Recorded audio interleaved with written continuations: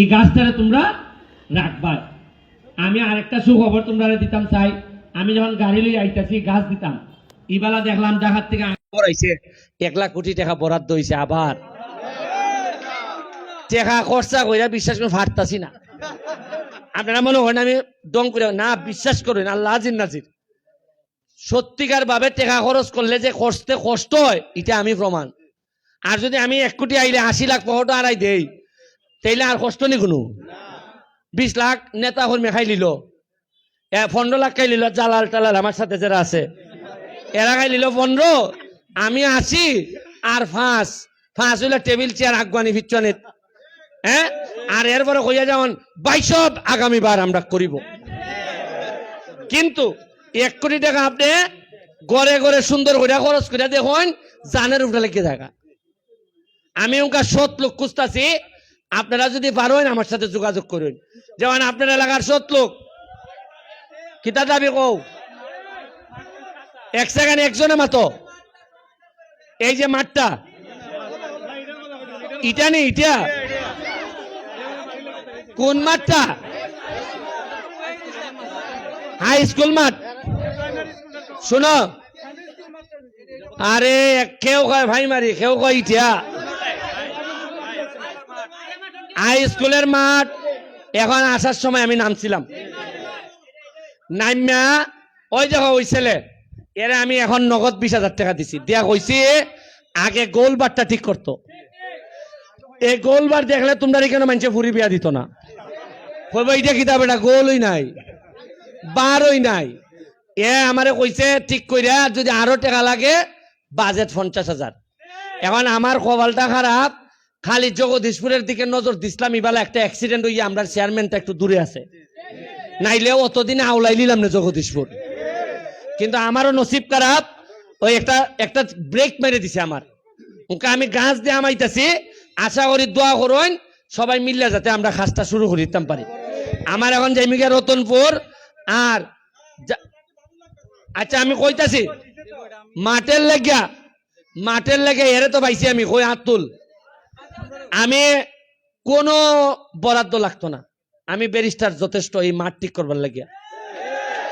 মাঠের ব্যাপারে আমার ফ্রেম অন্য জাত, বোঝা যায় যেমন মাঠটা হইলে আমার কাছে মনে হয় যে যেমন ইটার মধ্যে আমি ইয়া খেলতাম।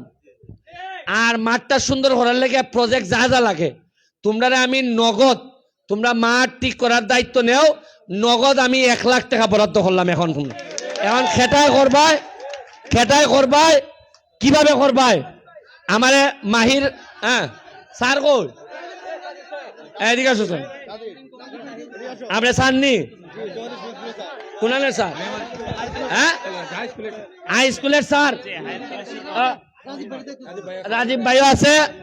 আমি 20,000 দিছি, আরো 1 লাখ বরাদ্দ করলাম ঈদের 3 দিন। হ্যাঁ আচ্ছা উনো যার আন্ডারে যাও, আমি যে জিনিস রে বাবা,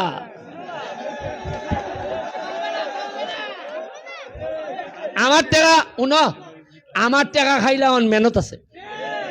আমি নো ব্যারিস্টার, আমার নো ইটা লোকের সাথে কারবার, আমি চৌকে দেখলে কইতে আরে খটে আমি যাইছো। আমি 1 লাখ টাকা ঈদের 2 দিন পরই তোমরা যোগাযোগ করে টাকা আনবাই, কোন দিন খাম ধরাই ভাই এর আগে টাকা নিবাই। আর আইনা ভান্ড বালাই দেখতে হবে না। আচ্ছা এখন আমি আপাতত ইটা করে দিতেছি 1 লাখ টাকা। আর ইটার ব্যাপারে আমারে জানাও কিতা দেওয়ান লাগবো। আমারে 2টা জিনিস করার লাগবো, একটা হইলো প্রপার কয় টাকা লাগবো, কেমনে খাম শুরু করবাই, কোন দিন করবাই, এই বাকি খাম আমি পারতাম না যে আইন বাইসাব। আর আরেকটা জিনিস হইল আইবার সময় দেখলাম বিভিন্ন জায়গাত রাস্তা মেইন রোড ভাঙ্গা। আমি এখনের যে নতুন উপজেলা চেয়ারম্যান হইছুন আমরা শাহজাহান সাহেব, তাই কইমো তাই তো আইবে না নিউজ থেকে অজকেছুন আইলে বড়ই, তাই কইমো যে সোনারঘাট মাধবপুরের মানুষের 3 সৈয়দ রে ক্ষমতা টানছে। সোনারঘাটও 1 সৈয়দ, মাধবপুর 1 সৈয়দ, আর আমি এরার মধ্যে একটু উরু সৈয়দ, তাইলে 3 সৈয়দ আনছে। তাই কইমো তাই সময় থাকতে থাকতে তাইনের ইন্ডাস্ট্রি আছে, ই তাইনের ইন্ডাস্ট্রির কারণে বড় বড় গাড়ি যায় হ্যাঁ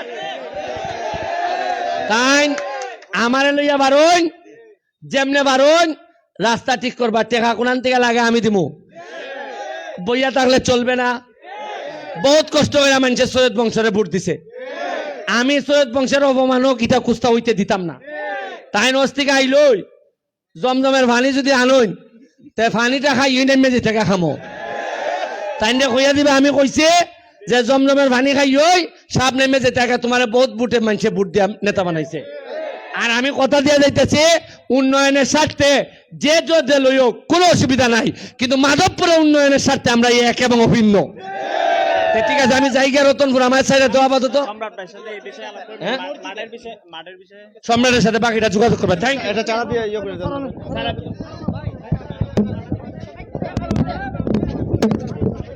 আপনারা